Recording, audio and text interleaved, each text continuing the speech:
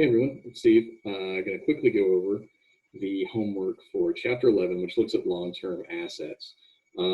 This is kind of old hat for those of us who have taken 201. Touches on it in Accounting 100 as well. Long-term assets, the things that the investments in the investments in the business, which can include buildings, but the things that are going to be around a little bit longer. The first problem in the set is really just taking part of a trial balance, just a regular old trial balance, and turning this into a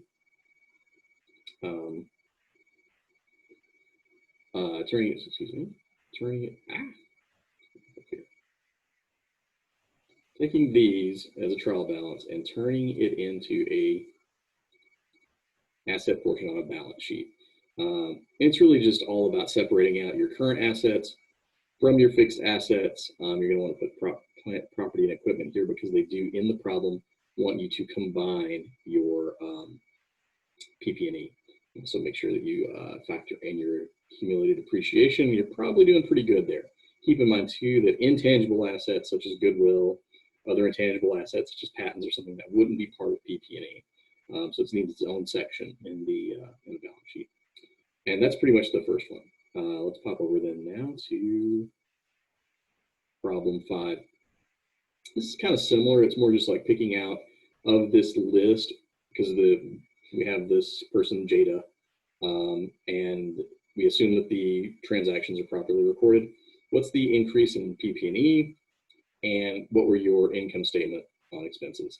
So then it's just more of like taking the numbers from this list, putting them in the appropriate section, and for some of them might not have a section.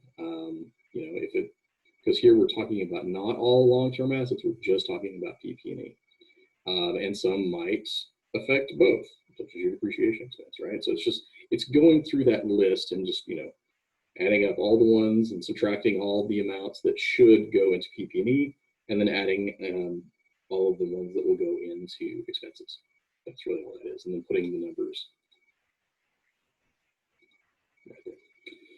And then finally here not finally, but next for problem 9, scroll down to it here. Here we're just doing a couple of journal entries.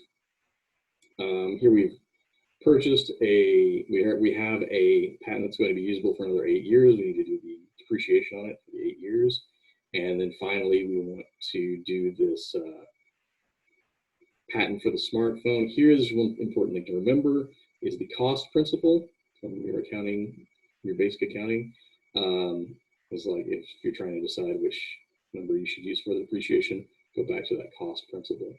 And then finally, the last one here is a truck. I feel like every single depreciation example is about a truck.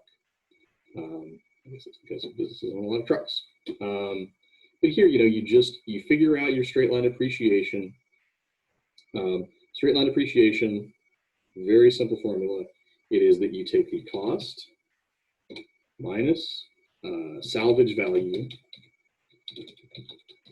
and then you divide that by useful life. So if you had a item that, let's just say it cost $40,000, felt the salvage value is what you feel like you can get for it at the end of its life, whether trade-in or sale or something like that. So let's just say that like we assume that we can get, and again, these are all assumptions, these are just best guesses. This depreciation is not a scientific like endeavor here at all. It's using your best guess. It's not just wildly guessing, but it's using your best guess, either based on the last truck that we had, what we got for it, or just market trends, industry trends, just things like that. So it is a guess, but it's an educated guess. So anyway, so we think that our salvage value, hey, we're going to figure we'll get about $5,000 for it. So that would leave us with, $35,000. Subtract those two.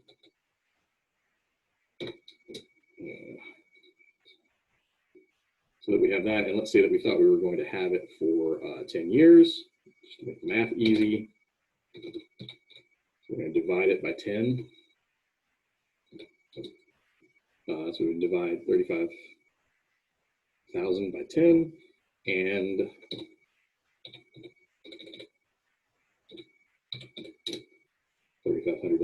there's a year in depreciation. So if we were, I don't think you have to do this for this problem, but while we're here, if we were going to do it monthly, then we would take that 35,000, 3,500, I should say, excuse me, 3,500, and then divide that by 12. So this would get us our monthly depreciation. So we're going to be depreciating about, you know, 291 bucks and 67 cents per per month. And so here, the crux of the problem is first calculating the depreciation that has occurred so far, then taking the book value of where we're at after, what is it, 3 years, 4 years? After 3 years, so you do 3 years of depreciation, get your book value, then recalculate based on the new salvage value that they determined, right? That's what that problem is. And that's all of them. It's a pretty straightforward bunch. If you have any problems, again, always send me an email if you have them. And that's about it. So thanks everybody. See you later.